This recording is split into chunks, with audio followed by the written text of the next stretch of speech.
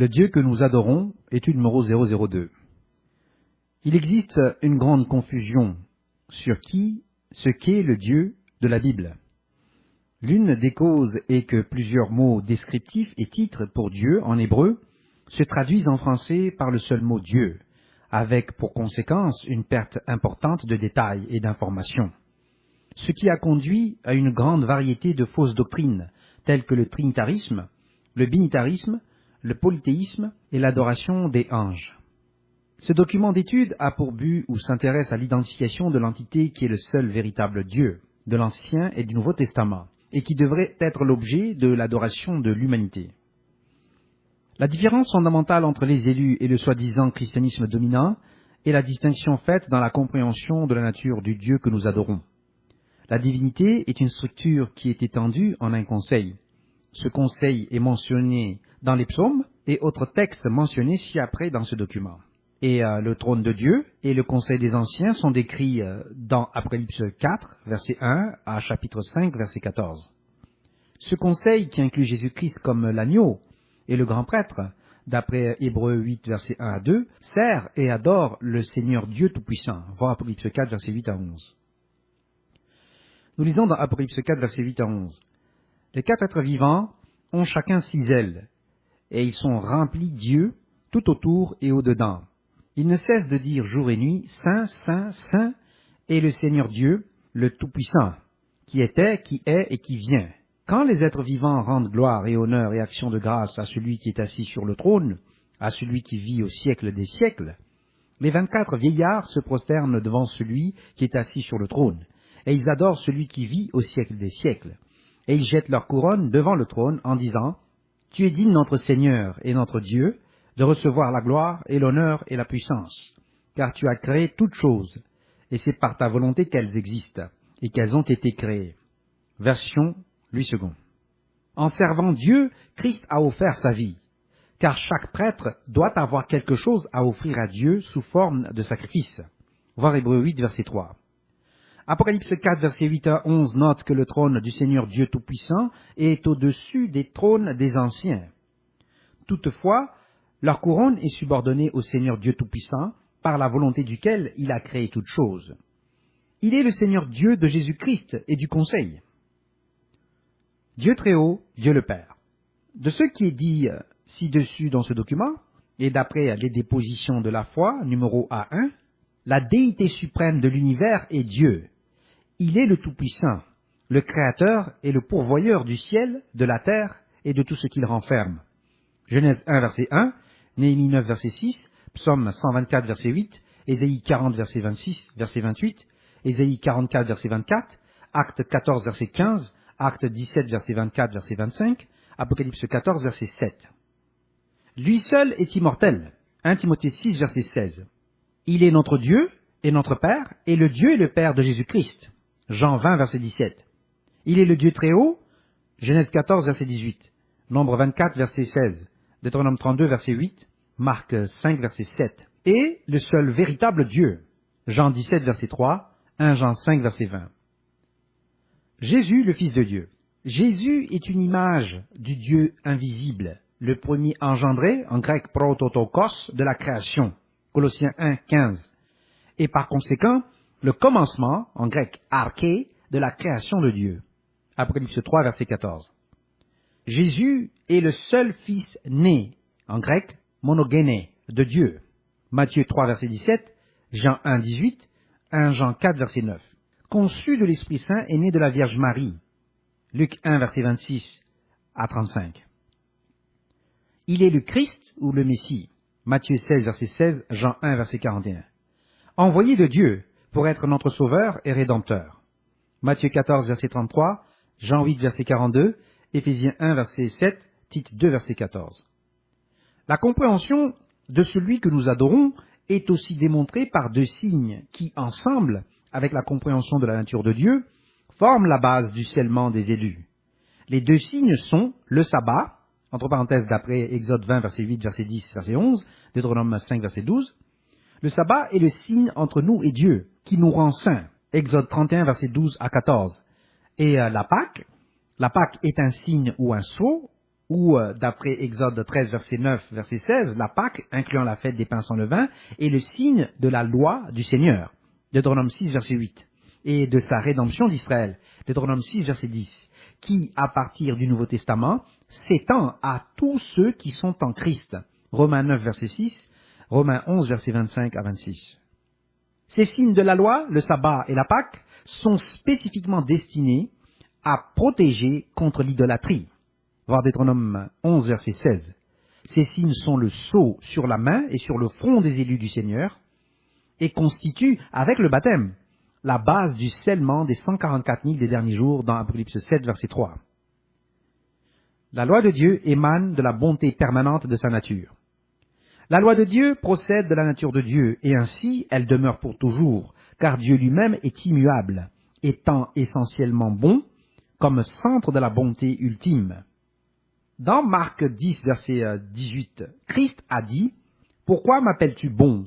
Dieu seul est bon. » La bonté de Dieu amène chacun de nous à nous repentir. Romains 2, verset 4. La nature de Dieu est bonté immuable. L'armée céleste participe de sa nature. Ils deviennent ainsi constants dans la nature divine et dans la bonté divine. De cette façon, Christ est le même hier, aujourd'hui et aux âges, en grec aionos, Hébreux 13, verset 8. Les élus, en participant à la nature divine, voire 2 Pierre 1, verset 4, font partie intégrante d'un sacerdoce divin, celui de Melchisédek, qui est intransmissible, en grec on dit aparabaton, ou immuable dans l'âge, aiona. Hébreux 7, verset 24. Christ est capable de sauver en totalité tous ceux qui s'approchent de Dieu par lui. Voir Hébreux 7, verset 25, dans la Bible interlinéaire grec-anglais de Marshall. Mais Christ n'est pas l'objet d'adoration ni le Dieu qui commande par volonté. La loi de Dieu doit être poursuivie par la foi et non par les œuvres. Voir Romains 9, verset 32. L'adoration de Dieu. La position primaire et le signe principal des élus est et a toujours été celui du monothéisme absolu et d'une croyance dans la relation subalterne, entre parenthèses de subordination de Jésus-Christ. Nous n'adorons aucun autre Elohim que Dieu qui est le Père. Voir Exode 34, verset 14, Deutéronome 11, verset 16, où nous serons détruits. Deutéronome 30, verset 17 à 18. Dieu a donné son premier commandement ainsi, citation, Exode 20, verset 2, nous lisons « Je suis l'Éternel ton Dieu, qui t'ai fait sortir du pays d'Égypte, de la maison de servitude. Tu n'auras pas d'autre Dieu, Elohim, devant ma face. » Le concept de devant ici est celui d'à côté d'eux, comme à la place d'eux ou sans l'autorité du Dieu, que nous comprenons comme étant Dieu le Père. Entre parenthèses, pour une explication de l'Elohim étendue, voir le document d'étude Les élus en tant qu'Elohim, numéro 001. Nous devons aimer le Seigneur notre Dieu et le servir de tout notre cœur et de toute notre âme, c'est-à-dire notre être. Et en retour, nous aurons la pluie en saison, donnant la récolte et du pâturage pour nos troupeaux. Autrement dit, nous serons nourris avec abondance, voir Deutéronome 11, verset 13 à 15. Mais nous avons une nouvelle alliance dans laquelle le Seigneur établit ses lois dans nos esprits et les écrit dans nos cœurs. Il est notre Dieu et nous sommes ses serviteurs et nous l'adorons en observant ses lois dans notre nature même. Hébreux 8, verset 10 à 13. Nous devons adorer devant le Seigneur notre Dieu. Voir Deutéronome 26, verset 10, 1 Samuel 1, verset 3, 15, verset 25. Mais ce Dieu est-il multiple? Est-il légitime d'en mettre d'autres sur le même pied d'égalité que lui, ou d'affirmer que Jésus-Christ, le Fils de Dieu, est Dieu? La réponse est un non catégorique. Christ a été défié dans le désert par Satan. Et en fait, l'épreuve de Satan a commencé. Satan, qui était l'étoile du matin, le Lucifer, ou porteur de lumière de cette planète, voir Ésaïe 14, verset 12, en tant que son gardien et enseignant, était en effet un des Elohim, ou Dieu au pluriel, qui était subalterne, subordonné à Dieu le Père. Christ devait être l'étoile qui devait sortir de Jacob dans Nombre 24, verset 17. C'est ainsi qu'il est signifié dans les livres de Moïse que l'une des étoiles du matin, mentionnée comme étant présente à l'achèvement de cette planète dans Job 38, verset 7, l'un des Elohim, devait devenir un être humain de Jacob et par David, voir Apocalypse 22, verset 16. Cet Elohim, que nous connaissons sous le nom de Jésus-Christ, n'était pas encore l'étoile du matin de cette planète. Ce rang était occupé ou détenu par Satan, d'après Ésaïe 14, verset 12, et Ézéchiel 28, verset 2 à 10. Christ avait été oint, comme l'Elohim d'Israël, d'après Psaume 45, verset 7, et oint au-dessus de ses compagnons ou associés, camarades. Cependant, Christ n'était pas en fait dans la position d'étoile du matin et n'assumera pas ses fonctions avant son deuxième avènement. Le rang et les devoirs doivent être partagés avec Christ par les élus, qui partagent sa nature d'étoile du matin dans leur cœur. Entre parenthèses traduite étoile du jour dans 2 Pierre 1, verset 19. Les élus ont reçu la promesse de partager ce pouvoir dans Apocalypse 2, verset 28. Satan, en tant qu'étoile du matin, avait défié le Dieu très haut, ou Dieu le Père, comme on nous le dit dans Ésaïe 14, verset 12. Satan a essayé de monter ou d'exalter, élever son trône, un trône de Dieu, au-dessus des étoiles de Dieu ou du conseil des Élohim. Ce conseil est la congrégation des Élohim ou des dieux, dont il est question dans Psaume 82, verset 1. Il est intéressant de noter qu'Irénée, le disciple de Polycarpe, le disciple de Jean, a soutenu que Psaume 82, verset 1 faisait référence au théoi ou à Dieu, qui incluait aussi les élus, à savoir ceux de l'adoption. Voir l'ouvrage de Irénée Against Heresy, livre 3, chapitre 6, Ante-Nicene Fathers, volume 1, page 419. Il existe de multiples fils de Dieu tirés de Job 1, verset 6, Job 2, verset 1, 38, verset 7, Psaume 86, verset 8 à 10, Psaume 95, verset 3, Psaume 96, verset 4, Psaume 135, verset 5, qui sont identifiés comme les Béné Élion, ou fils du Très-Haut. Voir aussi Sabourin, S.J., The Psalms, Their Origin and Meaning, Alba House, NY, page 72 à 74. Les élus humains sont également inclus avec l'armée céleste en tant que fils de Dieu, selon Romains 8, verset 14. Nous lisons dans Romains 8, verset 14, « Car tous ceux qui sont conduits par l'Esprit de Dieu sont fils de Dieu. » Version Louis II. Ainsi, Christ et les élus, en tant que fils de Dieu, ne font qu'un avec Dieu, par l'Esprit Saint. Ils sont un, mais pas au sens où les trinitaires l'affirment. Devons-nous affirmer qu'ils sont un seul grand être parce que Dieu est un? Non. Cela démontre l'absurdité du trinitarisme et pourquoi les partisans du trinitarisme doivent affirmer que Christ était l'unique Fils de Dieu, alors que c'est une question de fait biblique qu'il ne l'est pas et ne l'a pas été dès la fondation du monde. Si l'on affirme que les fils de Dieu étaient des anges, alors il faut également affirmer que Christ est inclus dans cette catégorie. D'après Actes 7, versets 35 à 39, c'est un ange qui a parlé à Moïse au Sinaï, et cet ange était Christ. Dans Galates 4, verset 14, Paul se compare à un ange de Dieu, le Christ Jésus. Nous deviendrons aussi comme des anges. Voir Matthieu 22, verset 30, comme un ordre, ou en grec, isangelos, de Luc 20, verset 36, étant cohéritier avec Christ. Romains 8, verset 17, Galates 3, verset 29, Tite 3, verset 7, Hébreux 1, verset 14, chapitre 6, verset 17, chapitre 11, verset 9, Jacques 2, verset 5, 1 Pierre 3, verset 7. L'identification du Messie comme l'ange de YHVH dans l'Ancien Testament est contenue dans les documents d'études des élus en tant qu'Élohim, numéro 001, et l'ange de YHVH, numéro 024. Voir aussi Exode 3, versets 4 à 6, où le Dieu ou Elohim était ici un ange. Le psaume 89, versets 6 à 8 montre qu'il y a un conseil des saints, en hébreu Kedosim ou Kadoshim, également utilisé pour les êtres humains. Et un examen du texte montrera qu'il y a deux conseils, un conseil intérieur et un conseil extérieur. L'examen des textes du 1er siècle, les manuscrits de la mer Morte, le pseudépigraphe, l'ugaritique, le Nag Hammadi, ne laisse aucun doute sur le fait qu'on comprenait à l'époque qu'il y a un conseil céleste des dieux de la justice ou des Elohim de la justice.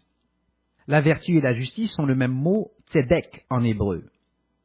Elles sont comprises comme étant la même chose. Par conséquent, la perversion non repentie de la justice exclut les élus de la première résurrection. Satan a été expulsé du ciel pour le péché de rébellion qui, parce qu'il cherche à établir une volonté égale ou supérieure à Dieu le Père, et de l'idolâtrie, entre parenthèses, ou sorcellerie, comme le dit 1 Samuel 15, verset 23. Satan a cherché à se rendre égal au Très-Haut ou Dieu le Père.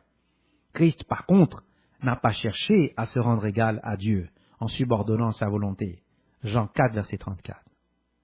Nous lisons dans Philippiens 2, versets 6 à 9, « Lequel, existant en forme de Dieu, n'a point regardé comme une proie à arracher d'être égal avec Dieu, mais s'est dépouillé lui-même, en prenant une forme de serviteur, en devenant semblable aux hommes, et ayant paru comme un simple homme, il s'est humilié lui-même, se rendant obéissant jusqu'à la mort, même jusqu'à la mort de la croix. C'est pourquoi aussi Dieu l'a souverainement élevé et lui a donné le nom qui est au-dessus de tout nom. Ainsi, Dieu a exalté Christ par le moyen de l'obéissance, car Christ n'a pas cherché l'égalité avec Dieu, ni n'a cherché à déposer Dieu comme un tiers des Elohim et Béné Elohim avait en effet cherché à le faire. Dans Luc 10, verset 18, Christ a dit qu'il a vu Satan tomber du ciel comme un éclair. Satan a entraîné un tiers des anges ou des étoiles du ciel, voir Apocalypse 12, verset 4. Ces anges ont été chassés et précipités avec Satan sur la terre, Apocalypse 12, verset 9.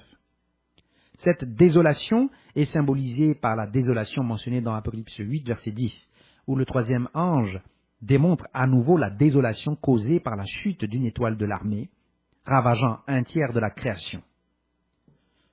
Satan a essayé de tenter Christ de plusieurs façons. Tout d'abord, Satan s'est référé à Christ comme étant le Fils de Dieu dans Matthieu 4, verset 3, chapitre 4, verset 6 et Luc 4, verset 3. Les démons se sont aussi référés à Christ comme étant le Fils de Dieu dans Matthieu 8, verset 29, Luc 4, verset 41 et Marc 3, verset 11.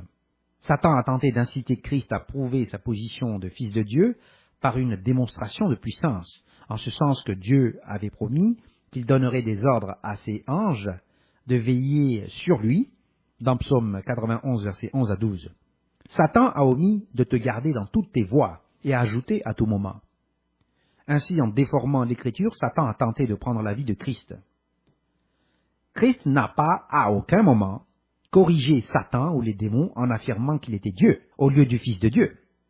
En effet, aucun démon n'a essayé d'affirmer la supercherie selon laquelle Christ était le Dieu suprême, sauf après sa mort, afin d'établir une doctrine qui disait que Christ était Dieu de la même manière que et égal à Dieu le Père, et ainsi réaliser de la sorte, après sa mort, une tromperie que Christ aurait réfutée dans la vie.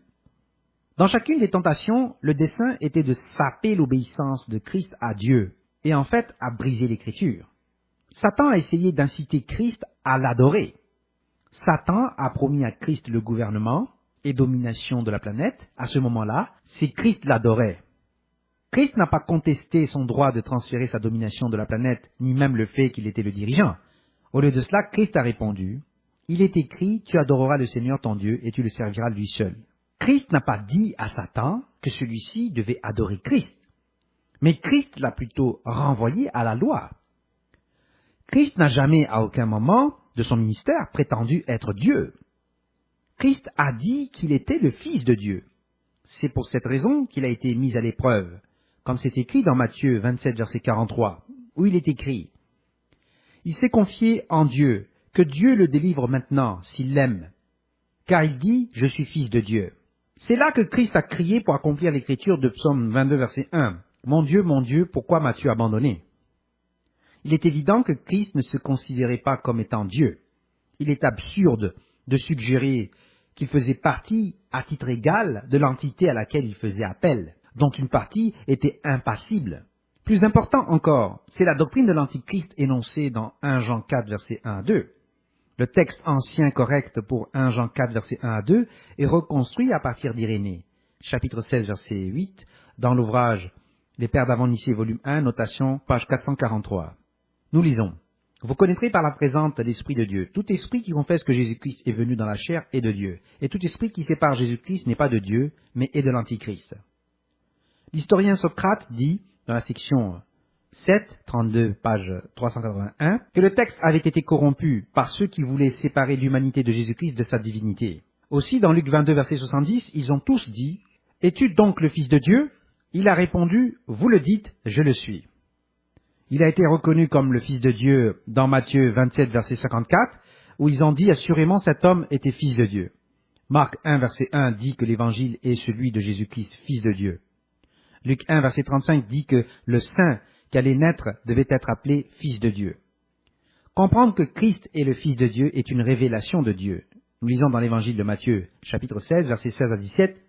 Simon-Pierre répondit, « Tu es le Christ, le Fils du Dieu vivant. » Jésus, reprenant la parole, lui dit, « Tu es heureux, Simon, fils de Jonas, car ce ne sont pas la chair et le sang qui t'ont révélé cela, mais c'est mon Père qui est dans les cieux. » C'est ce que dit également Matthieu 11, verset 27, où nous lisons, « Toutes choses m'ont été données par mon Père, et personne ne connaît le Fils si ce n'est le Père. Personne non plus ne connaît le Père si ce n'est le Fils et celui à qui le Fils veut le révéler. » Ainsi le Père révèle les choses aux individus et les donne à Christ, qui leur révèle alors le Père. Il ne fait aucun doute que Dieu est unique et souverain. Proverbe 30, versets 4 à 5 montre le nom de Dieu et qu'il a un Fils. Nous lisons. « Qui est monté aux cieux? Et qui en est descendu? Qui a recueilli le vent dans ses mains? Qui a serré les eaux dans son vêtement? Qui a fait paraître les extrémités de la terre? Quel est son nom? Et quel est le nom de son Fils? Le sais-tu? Toute parole de Dieu, Eloah, est éprouvée. Il est un bouclier pour ceux qui cherchent en lui un refuge. N'ajoute rien à ces paroles, de peur qu'ils ne te reprennent et que tu ne sois trouvé menteur. » La Bible s'interprète elle-même, et le nom de Dieu est directement fourni à la suite de la question. Et il est clair que cette entité n'est pas un composite du Père et du Fils, mais plutôt qu'il a un Fils. En outre, le Nouveau Testament déclare clairement que c'est le Père qui est l'objet d'adoration. Christ a averti la femme samaritaine dans Jean 4, verset 21, que le moment viendrait où il ne pourrait adorer le Père ni sur sa montagne, la Samarie, ni à Jérusalem.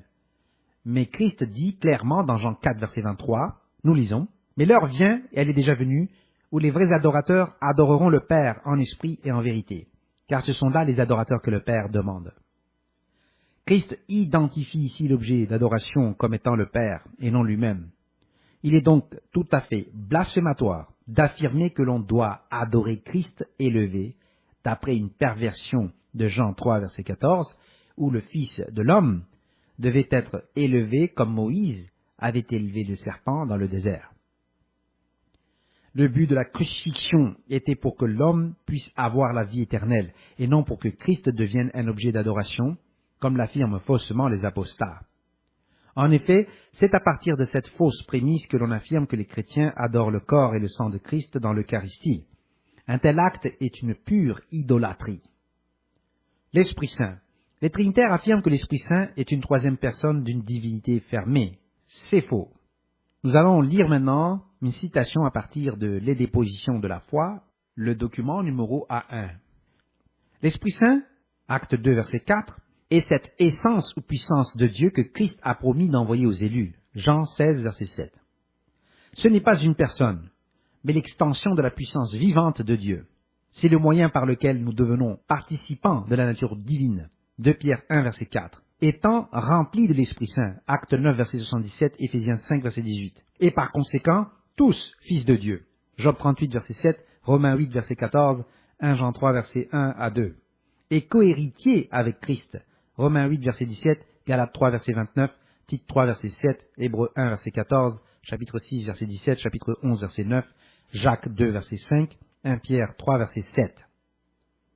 L'Esprit Saint est donné par Dieu à ceux qui lui demandent. Luc 11, verset 9 à 13, et qui lui obéissent, habitant en ceux qui observent les commandements de Dieu. 1 Jean 3, verset 24, Acte 5, verset 32. L'Esprit Saint est le consolateur qui conduit les serviteurs de Dieu dans toute la vérité. Jean 14, verset 16 à 17, verset 26. L'Esprit Saint confère la puissance de témoigner. Acte 1, verset 8. Il donne et administre les dons, comme c'est écrit dans 1 Corinthiens 12, verset 7 à 11. Et l'Esprit Saint produit des fruits tels qu'ils sont décrits dans Galates chapitre 5, verset 22 à 23, n'étant pas donnés par mesure. Jean 3, verset 24 dans la version RSV de la Bible. Romains 12, verset 6. L'Esprit Saint est le moyen par lequel Dieu peut finalement devenir tout en tous. 1 Corinthiens 15, verset 28, Éphésiens 4, verset 6. L'Esprit Saint agit ou opère avant le baptême.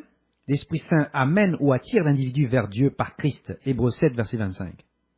Les premiers fruits, les prémices de l'Esprit sont donnés à l'individu lors du baptême, voir Romains 8, verset 23, qui indique clairement que l'adoption n'a pas lieu avant la rédemption du corps.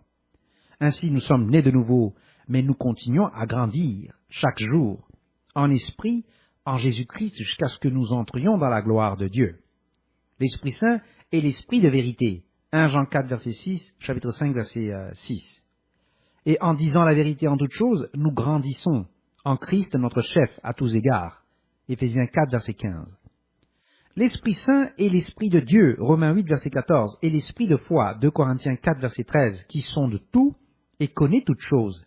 1 Corinthiens 2, verset 10 à 11, chapitre 12, verset 3 et suivant.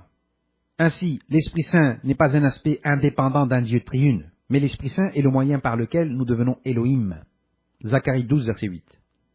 L'Esprit transmet à Dieu une compréhension de nos pensées et notre être même. Étant répandu à travers Jésus-Christ, notre médiateur et intermédiaire, Elohim ou Théos, voir Psaume 45, verset 6 à 7, Hébreux 1, verset 8 à 9, l'Esprit Saint permet à Christ de nous aider, de nous enseigner et de nous réconforter et de nous permettre d'exercer le pouvoir ou puissance de Dieu. L'Esprit donne à chacun les attributs que Dieu désire pour le bénéfice du corps, comme le souligne 1 Corinthiens 12, versets 7 à 11. On peut éteindre l'Esprit, 1 Thessaloniciens 5, verset 19, si on le néglige ou l'attriste, Éphésiens 4, verset 30.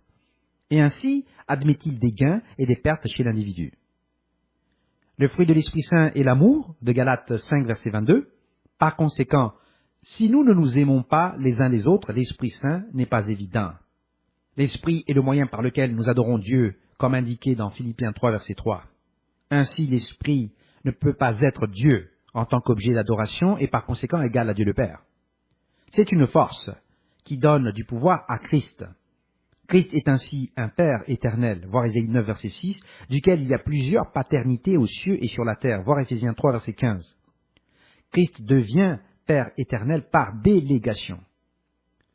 Toutes ces paternités ou familles sont nommées d'après ou portent le nom de Dieu le Père. Et c'est la raison pour laquelle nous fléchissons les genoux devant Dieu le Père en l'adorant. Éphésiens 3, versets 14 à 15. Christ fut le premier-né, ou premier engendré de la création. Pour lui, toutes choses ont été créées dans les cieux et sur la terre, visibles et invisibles, que ce soit les trônes, les dominations, les principautés ou les autorités. Toutes choses ont été créées par son entremise et pour lui. Il est avant toute chose, et toute chose subsiste en lui. Colossiens 1, versets 16 à 17. Mais c'est Dieu qui l'a généré et qui a voulu que la création existe et subsiste en Christ. Par conséquent, Christ n'est en aucun cas Dieu, au sens que Dieu le Père est Dieu, et qui seul est immortel. 1 Timothée 6, verset 16, existant dans la perpétuité. La Bible considère que Dieu est le Dieu et le Père de Christ. Romains 15, verset 6, 2 Corinthiens 1, verset 3, 2 Corinthiens 11, verset 31, Éphésiens 1, verset 3, verset 17, Colossiens 1, verset 3, Hébreux 1, verset 1 et suivant, 1 Pierre 1, verset 3, 2 Jean 3, Apocalypse 1, verset 1, verset 6, chapitre 15, verset 3. Christ reçoit ou tire sa vie, sa puissance et son autorité par l'ordre de Dieu le Père. Jean 10, verset 17 à 18. Christ subordonne sa volonté à celle de Dieu, qui est le Père. Matthieu 21, verset 31, chapitre 26, verset 39, Marc 14, verset 36, Jean 3, verset 16, Jean 4, verset 34. Dieu a donné les élus à Christ, et Dieu est plus grand que Christ, Jean 14, verset 28, et plus grand que tous, Jean 10, verset 29. Ainsi Dieu a envoyé son seul Fils né, en grec monogéné, dans le monde, pour que nous vivions par lui, 1 Jean 4, verset 9. C'est Dieu qui honore ou glorifie Christ, Jean 8, verset 54. Dieu étant plus grand que Christ, Jean 14, verset 28. Dieu est le rocher, en hébreu on dit sûr, comme une carrière ou une montagne, duquel tous les autres sont extraits, le silex de Josué qui circoncit Israël, la cause principale et efficace, Deutéronome 32, verset 4. Voir l'ouvrage de Maïmonide, Guide of the Perplexed, University of Chicago Press, 1965, chapitre 16, page 42 et suivant. Dieu est le rocher d'Israël, le rocher de leur salut, Deutéronome 32, verset 15, le rocher qui les a portés, Deutéronome 32, verset 18, verset 28 à 31. 1 Samuel 2, verset 2 montre que notre Dieu est notre rocher, un rocher éternel, Ésaïe 26, verset 4. C'est de ce rocher que tous les autres sont taillés, y compris toute la postérité d'Abraham dans la foi. Ésaïe 51, verset 1 à 2. Le Messie est taillé de ce rocher. Daniel 2, verset 34, verset 45. Pour subjuguer les empires du monde. Dieu est le rocher ou la base sur laquelle la fondation est posée et sur lequel Christ va bâtir son Église. Matthieu 16, verset 18. Et sur lequel il repose lui-même. Le Messie est la pierre angulaire du temple de Dieu, duquel les élus sont le naos ou le saint des saints, le dépôt de l'Esprit Saint. Toutes les pierres du temple sont toutes taillées du rocher qui est Dieu, comme Christ l'a été, et sont données à Christ, le rocher spirituel. 1 Corinthiens 10, verset 4. La pierre d'achoppement est un rocher de scandale. Romains 9, verset 33, pour former le temple. Christ construit le temple afin que Dieu soit tout en tous. Éphésiens 4, verset 6. Dieu a donné Christ pour que Dieu soit tout et en tous. En grec, panta kai en pasin. Colossiens 3, verset 11. En mettant toutes choses sous ses pieds, 1 Corinthiens 15, verset 27, en lui donnant la position de chef ou la tête de toutes choses à l'Église qui est son corps, la plénitude de celui qui remplit tout en tous, Éphésiens 1, verset 22 à 23. Lorsque Dieu met toutes choses sous Christ, il est évident que Dieu est excepté, étant celui qui met les choses sous les pieds de Christ, 1 Corinthiens 15, verset 27.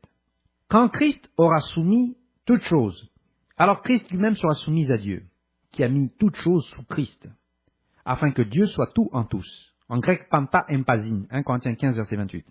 Ainsi, les doctrines platoniques qui cherchent à fusionner Dieu et Christ dans la Trinité contredisent l'Écriture. Christ va s'asseoir à la droite de Dieu, sous l'ordre ou direction de Dieu. Hébreux 1, verset 3, verset 13, chapitre 8, verset 1, chapitre 10, verset 12, chapitre 12, verset 2, 1 Pierre 3, verset 22. Et va partager le trône avec Dieu, tout comme les élus partageront le trône donné à Christ. Apocalypse 3, verset 21. Ce trône est un trône de Dieu. Psaume 45, verset 6 à 7, Hébreux 1, verset 8, où Dieu est ton trône, traduit ton trône ô Dieu. Entre parenthèses, voir la note de bas de page dans la Bible RSV annotée.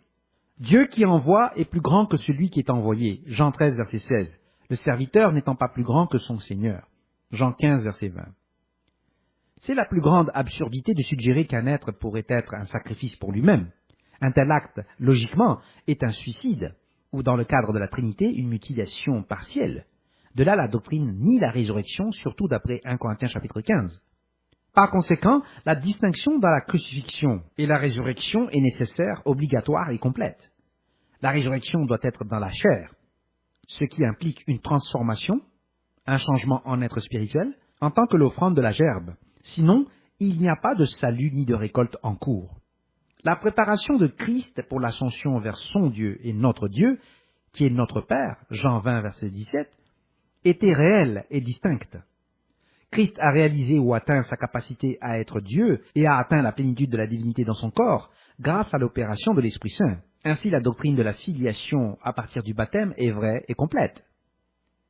Il y a cependant un seul véritable Dieu, Eloha, et tous les autres Elohim existent par sa volonté et dans l'obéissance à son autorité.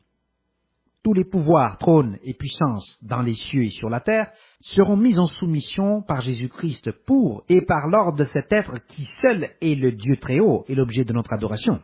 Il ne sert à rien de distinguer dans votre culte des signes physiques tels que le sabbat et les jours saints, commençant par la Pâque. Si cette Église, ou toute autre Église d'ailleurs, adopte une approche trinitaire ou dithéiste de Dieu et conteste la souveraineté du Dieu très haut qui est Dieu le Père, une telle Église est déjà apostate et spirituellement morte. Au moment où vous aurez décidé de la division, votre soi-disant ligne de démarcation, vous aurez rationalisé la condition et serez vous-même spirituellement mort. Vous pousserez juste la ligne plus loin en arrière. Vous êtes appelés à adorer le Dieu Tout-Puissant à travers le sacrifice de son Fils Jésus-Christ. Le sabbat et la Pâque sont des signes de cette adoration. Ils ne sont pas les facteurs déterminants de votre foi. Dieu seul est le centre de votre être. Adorez-le. La position illogique de la Trinité. Les partisans de la Trinité, que sont les Trinitaires, ont essayé de donner un sens à un Dieu en trois personnes, en utilisant le terme stoïque hypostase et le terme platonique housia, qui signifie en fait l'essence de l'être. Le terme hypostase a finalement été incorporé dans la doctrine catholique, ce qui a donné lieu aux anathèmes des conciles de Chalcédoine et de Constantinople II. La structure a abouti aux déclarations de la monarchie et de la circumcision. La déclaration selon laquelle la divinité est distincte, mais non séparée, est essentiellement une déclaration de la monarchie et de la circumcision. Elle est philosophiquement absurde, du moins en français. L'utilisation des termes hypostase et ousia semble être une tentative de dissimuler l'incohérence. Les trinitaires prétendent que la divinité est constituée de 3 hypostases dans un ousia, en utilisant des termes stoïques et platoniques pour essayer de faire une distinction. Certains trinitaires tentent de nier que Dieu est un être, dans l'espoir ainsi d'introduire un certain caprice supplémentaire pour se défendre contre les accusations d'être illogiques, qu'ils défendent en déclarant que tout cela est un mystère. Nier le terme être à Dieu et à Christ nie effectivement leur existence, ce qui est absurde. Dire que Dieu est esprit universel, entre parenthèses, ou âme universelle, dépersonnalise totalement Dieu et nie la réalité du Fils de Dieu, à part que l'existence du Fils est théoriquement affirmée comme une hypostase. C'est un jeu de mots qui ne donne aucune réalité au Sauveur. Par ailleurs, si l'on insiste sur la réalité du Fils, alors la doctrine est essentiellement une violation du premier commandement. Tu n'auras point d'autre Elohim devant moi.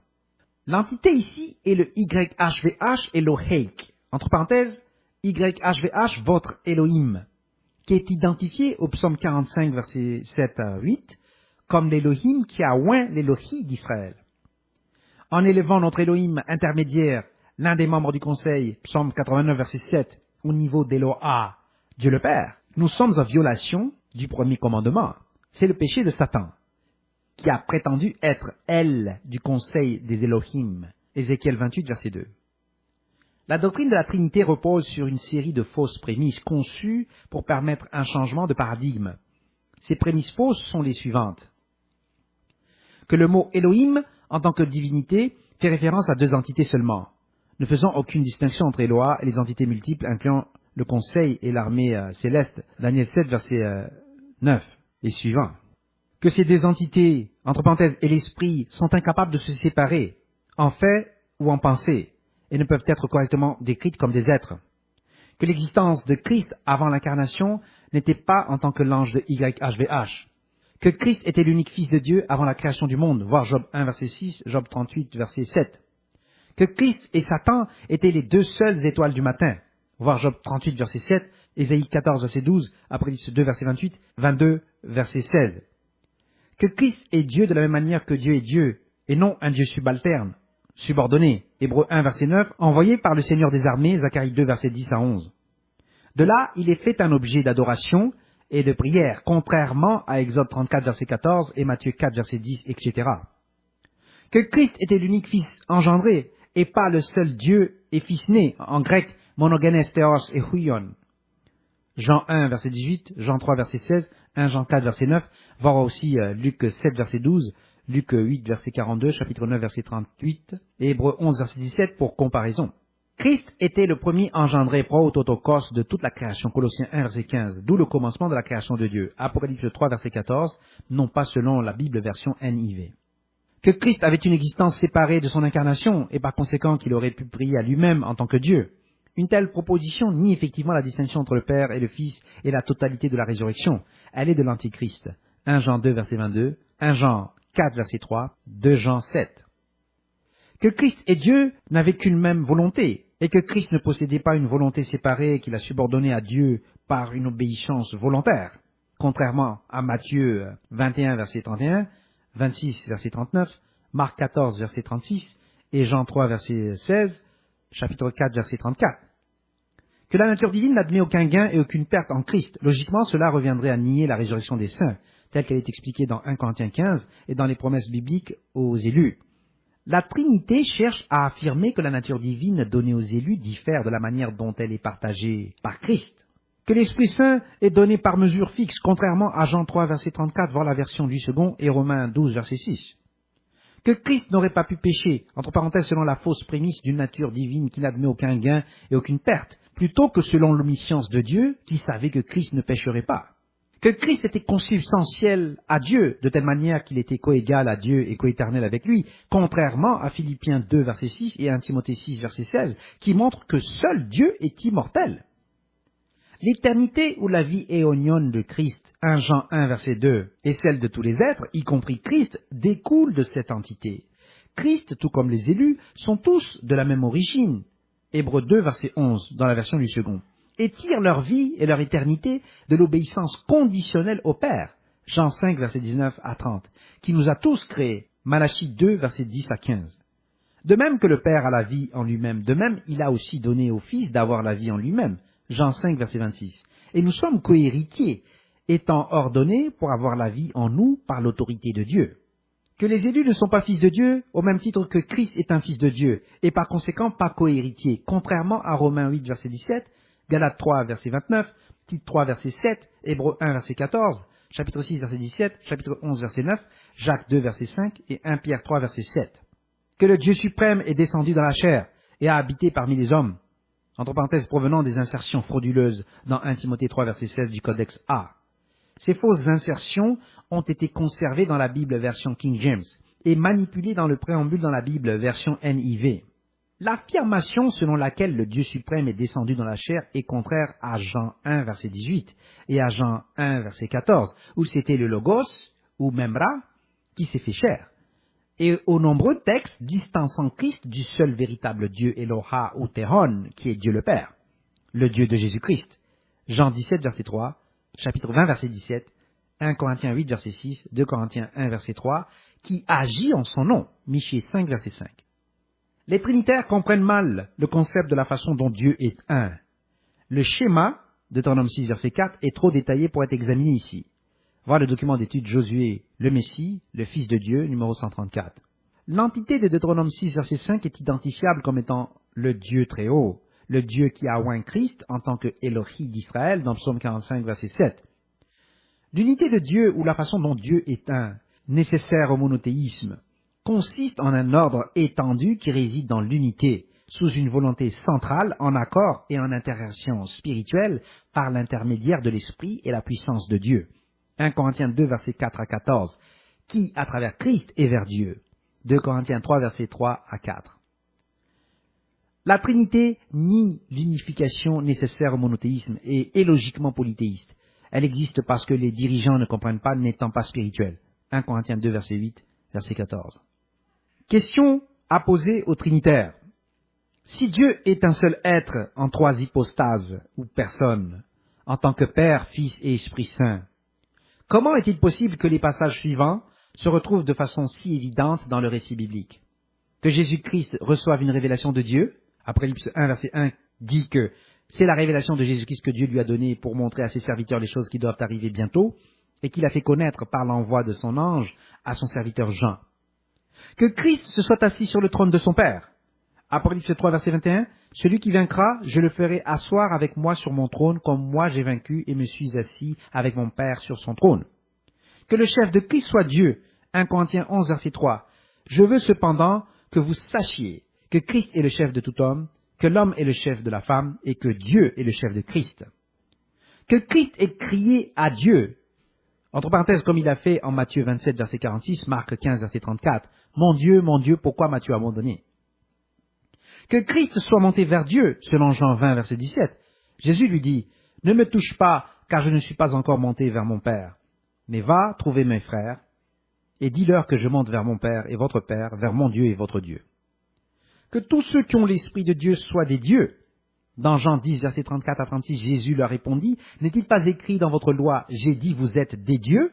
Si elle a appelé Dieu au pluriel ceux à qui la parole de Dieu a été adressée, et si l'écriture ne peut être anéantie, celui que le Père a sanctifié et envoyé dans le monde, vous lui dites, tu blasphèmes, et cela parce que j'ai dit, je suis le Fils de Dieu? L'écriture ne peut être anéantie est introduite ici pour montrer que nous devons être Elohim, et que notre destin ne peut pas être brisé ou défait. Comment Christ peut-il être mis à part des autres par Dieu, comme lui appartenant et envoyé dans le monde, s'il est Dieu et qu'il n'y en a pas d'autre? Que Christ soit créé par le Père, que Christ soit le commencement arché de la création de Dieu, Apocalypse 3, verset 14, l'image du Dieu invisible, le premier-né de toute la création, Colossiens 1, verset 15. Les trinitaires essaient d'affirmer que arché et prototokos sont des titres pour éviter les conclusions évidentes qui découlent de ces textes par rapport à 1 Timothée 6, verset 16, qui montre que seul Dieu est immortel.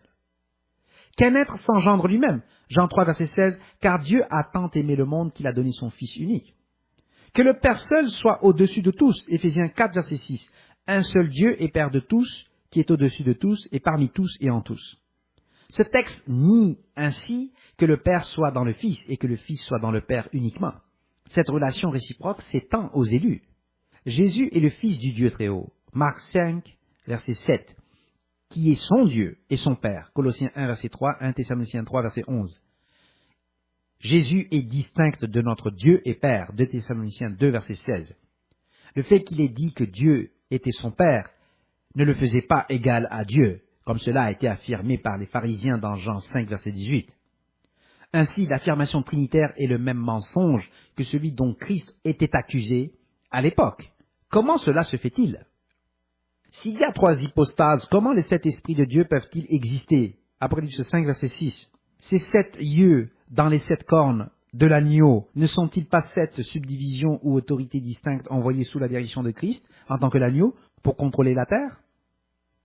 Comment un être peut-il faire un sacrifice à lui-même? 1 Pierre 1, verset 19. Mais par le sang précieux de Christ, comme d'un agneau sans défaut et sans tache, qui par lui croyez en Dieu, lequel l'a ressuscité des morts et lui a donné la gloire, en sorte que votre foi et votre espérance reposent sur Dieu. Romains 5, verset 15 dit « Car si par l'offense d'un seul il en est beaucoup qui sont morts, à plus forte raison la grâce de Dieu et le don de la grâce venant d'un seul homme, Jésus-Christ, ont-ils été abondamment répandus sur beaucoup. » Notre foi et notre espérance sont en Dieu, pas en Christ, mais plutôt à travers Christ, par le moyen de l'Esprit qui est l'Esprit de la foi et de la vérité. Comment un être peut-il prier à lui-même et ou donner quelque chose à lui-même? Par exemple, Luc 11, verset 13. À combien plus forte raison le Père Céleste donnera-t-il l'Esprit Saint à ceux qui le lui demandent? Jean 17, verset 4. J'ai achevé l'œuvre que tu m'as donnée à faire. Jean 17, verset 9. C'est pour eux que je prie. Je ne prie pas pour le monde, mais pour ceux que tu m'as donnés, parce qu'ils sont à toi. 1 Jean 5, verset 10. Puisqu'ils ne croient pas au témoignage que Dieu a rendu à son Fils. Comment un être peut-il être plus grand que lui-même?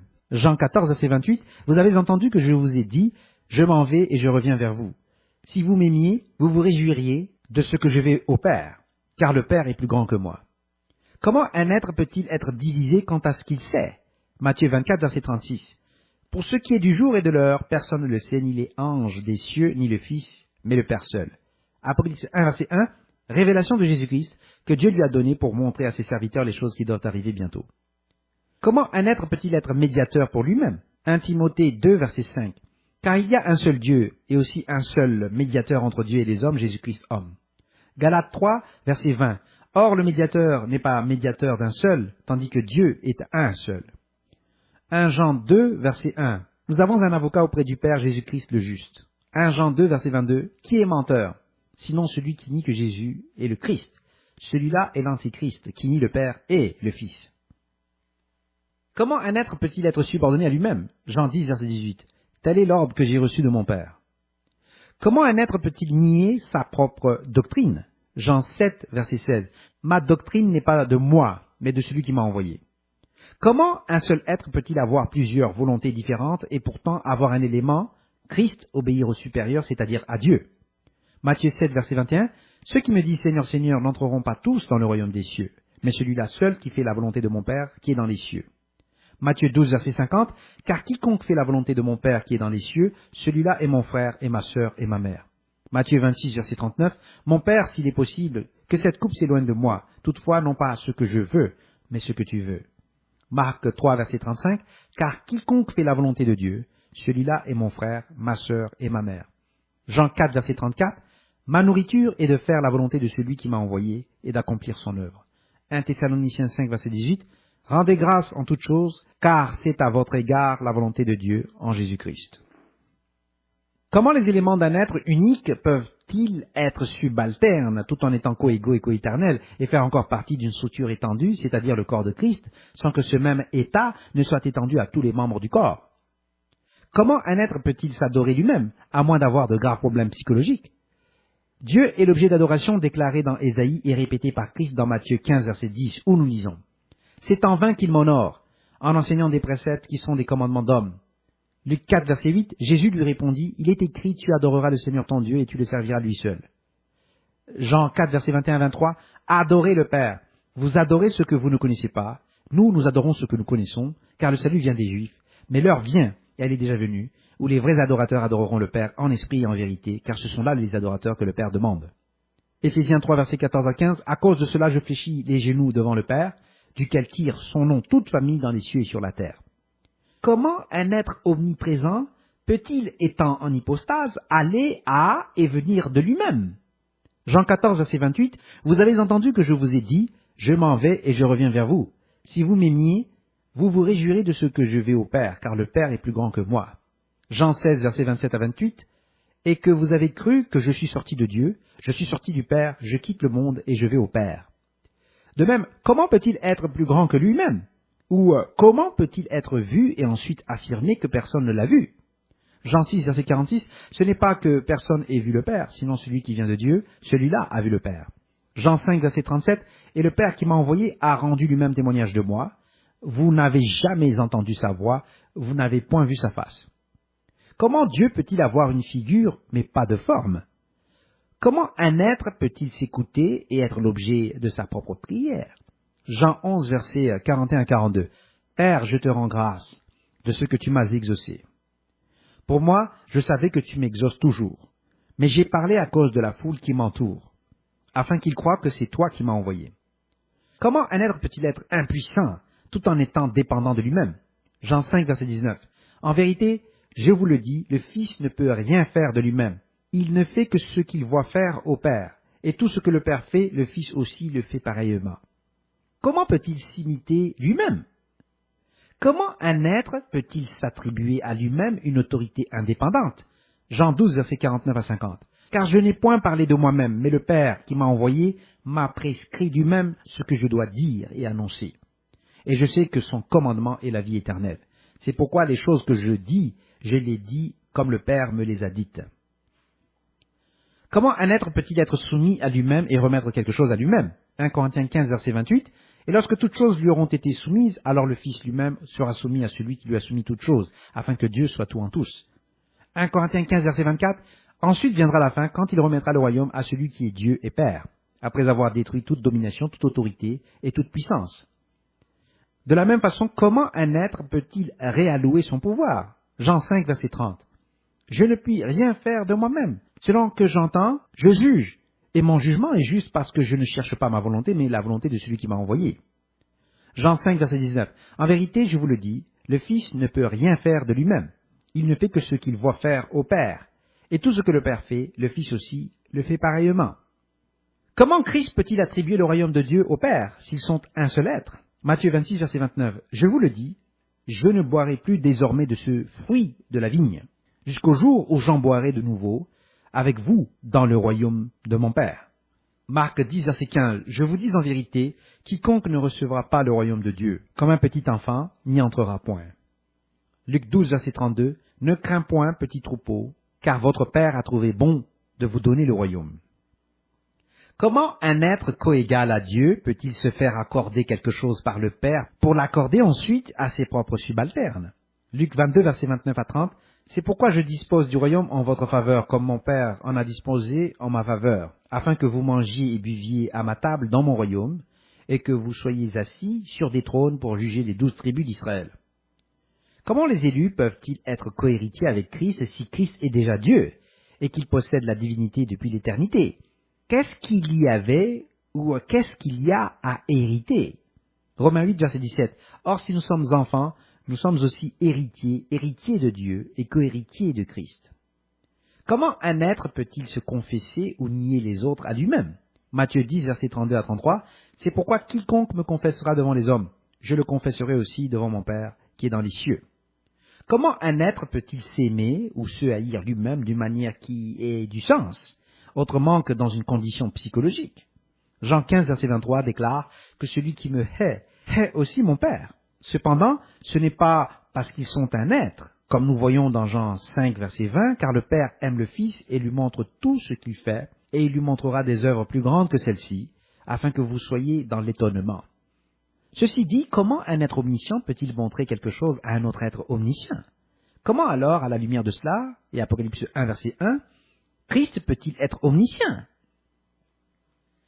Dieu est un esprit.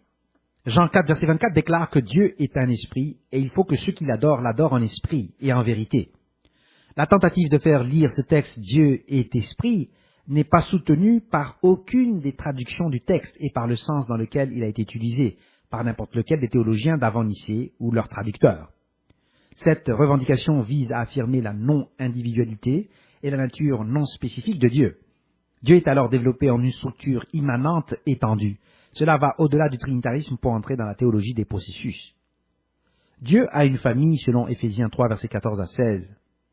À cause de cela, je fléchis les genoux devant le Père, duquel tire son nom toute famille dans les cieux et sur la terre. Les trinitaires tentent de faire de Christ et Dieu un seul être, ou affirment que Christ est Dieu en se référant au faux texte mentionné plus haut dans ce document, et à la mauvaise traduction de Jean 1, verset 1, qui pourrait plus correctement être traduite « Au commencement était la parole, et la parole était avec le Dieu, théon, et la parole était un ou notre Dieu, théos ». Les trinitaires se réfèrent au texte de Jean 2, verset 19 pour dire que Christ était Dieu, parce qu'il dit « Détruisez ce temple et en 3 jours je le relèverai ». La réfutation de cette affirmation se trouve dans le même évangile, dans Jean 10, verset 18, où Christ dit de sa vie que « Personne ne me l'ôte, mais je la donne de moi-même. J'ai le pouvoir de la donner et j'ai le pouvoir de la reprendre. Tel est l'ordre que j'ai reçu de mon Père. » Il ne fait aucun doute que Christ est un serviteur subalterne, subordonné, obéissant et loyal au seul véritable Dieu. Il est notre frère et cohéritier dans la promesse du royaume de Dieu. Cependant, nous ne l'adorons pas, ou ses symboles spirituels. C'est par son ordre que nous adorons Dieu. Fin de la lecture de l'étude Le Dieu que nous adorons, numéro 002.